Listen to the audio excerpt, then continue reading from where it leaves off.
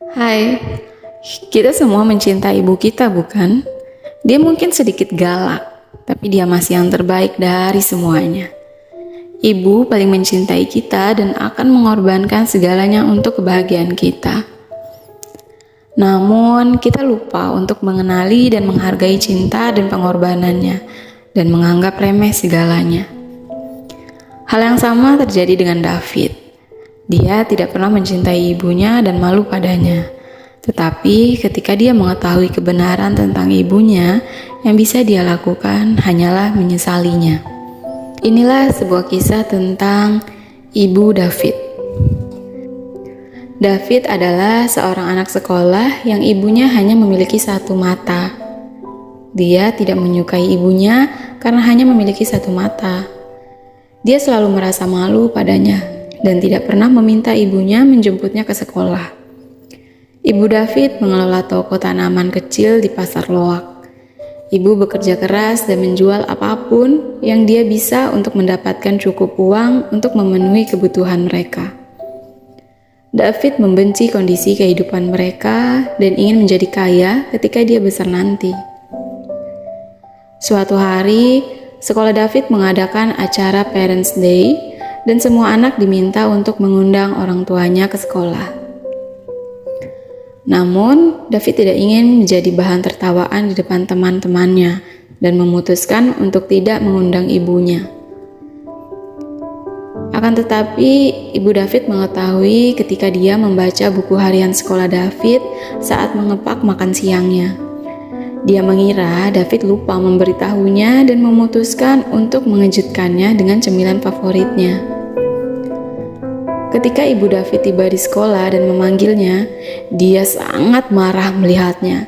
Teman-teman David menertawakannya dan berkata, "Apakah monster bermata satu itu ibumu? Dia terlihat lucu." David lari sambil menangis. Ketika mereka sampai di rumah, David membentak ibunya. "Kenapa ibu datang ke sekolah? Ibu udah bikin aku malu. Aku gak mau ibu datang ke sekolah. Itu kenapa aku gak ngasih tahu ibu tentang undangan itu. Lihat gimana semua orang menertawakan aku. Ibu adalah ibu yang terburuk yang pernah ada." Ibu David tidak mengatakan apa-apa. Dia pergi ke dapur untuk memulai persiapan makan malam dan terisak pelan. David datang ke dapur untuk mengambil segelas air dan melihat ibunya menangis tetapi tidak menghiburnya. Meskipun dia merasa agak buruk karena berperilaku buruk dengannya, dia bertekad untuk belajar dengan giat dan meninggalkannya untuk masa depan yang lebih baik. Tahun-tahun berlalu dan David memang tumbuh menjadi murid yang baik dan orang kaya yang berpenghasilan tinggi. Dia meninggalkan kota dan ibunya dan membangun sebuah rumah besar di kota yang berbeda.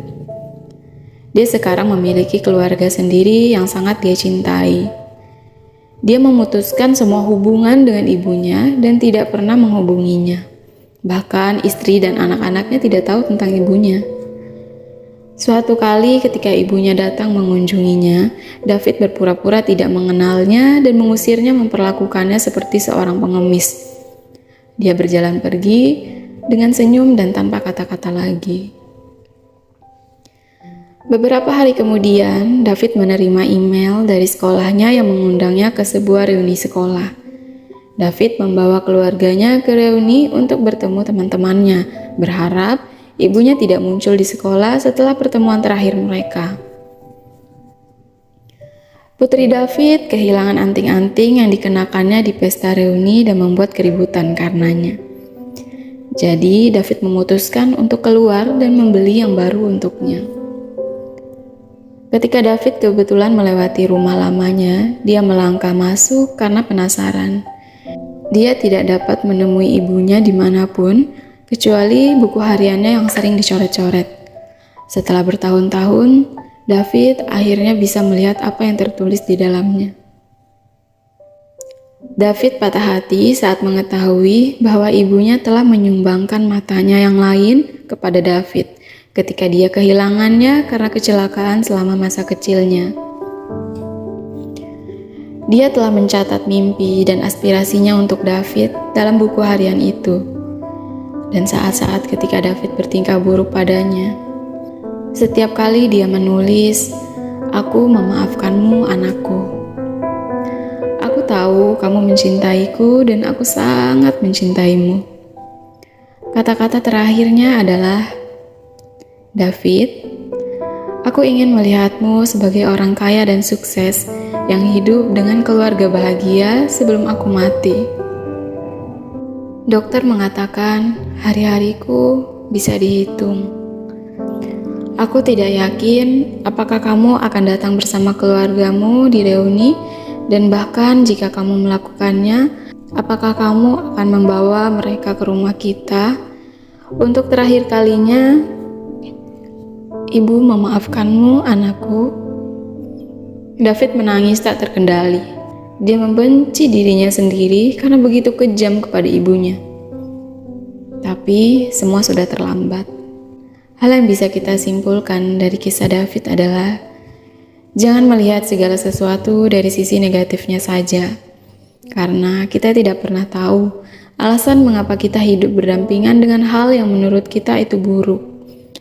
Apapun keadaan pahit yang menimpa kita saat ini, mungkin akan menjadi hal yang luar biasa esok hari. Berbaktilah kepada ibumu, sayangilah mereka selagi mereka ada, dan jangan disia-siakan. Peluk ibu kita dan meminta maaflah kepadanya sebelum semuanya terlambat.